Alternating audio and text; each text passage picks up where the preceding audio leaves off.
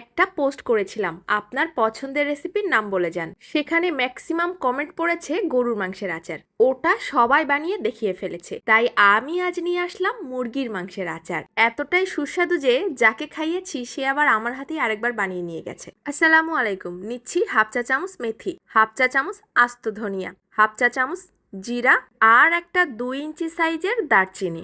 এবার নিয়ে নিলাম প্রায় 10-12টা লবঙ্গ, আর নিয়ে নিয়েছি 10-11টা এলাচ। বেশি পড়ে গেছিল তাই 2-1টা তুলে রাখলাম। আমি কিন্তু ম্যাক্সিমাম শুকনো মশলাগুলো না টেলেই গুঁড়া করার চেষ্টা করি, কারণ গরম করলে আমার মনে হয় অর্ধেক ঘ্রাণ ওখানেই উড়ে চলে যায়। এবার 2টা তেজপাতা দিয়ে গুঁড়া করে নিচ্ছি। এবার নিয়েছি হাড় ছাড়া 250 গ্রাম মুরগির মাংস। আমি এখানে পোলট্রি বা ব্রয়লার মুরগি নিয়েছি। সামান্য লবণ দিয়ে দিলাম আর একটু হলুদ দিয়ে দিলাম, তারপর একসাথে মেখে নিচ্ছি। এবার সম্পূর্ণ তেল ছাড়া একটা শুকনা কড়াইতে মুরগির মাংসগুলোকে ভেজে গায়ের পানি অর্ধেকটা শুকিয়ে নিব। চুলার আঁচ কিন্তু মিডিয়াম লোতে রেখেই আমি এই ভাজাটা করেছি। আর দেখেন পানিটা শুকিয়ে গেছে। এবার কড়াইতে দিয়ে দিলাম 100 গ্রাম সরিষার তেল, তার মধ্যে দিয়ে দিচ্ছি তেল ছাড়া টেলে নেওয়া মুরগির মাংসগুলো। এবার সব সুন্দর করে ভেজে নিব, একদম লাল হয়ে যাওয়া পর্যন্ত। ঠিক যখন লাল হতে শুরু করেছে তখন এ পর্যায়ে দিয়ে দিব আস্ত রসুনের কোয়া, যেন রসুনের কোয়াগুলোও সুন্দর মতো ভাজা হয়ে যায়। সব একসাথে ভেজে নিয়ে এবার নামিয়ে ফেলছি। দেখেন কি দারুণ একটা কালার এসেছে। এখনই মনে হচ্ছে 2-4টা খেয়ে ফেলি। এবার তেলের ভিতরে দিয়ে দিলাম 4-5টা শুকনা মরিচ।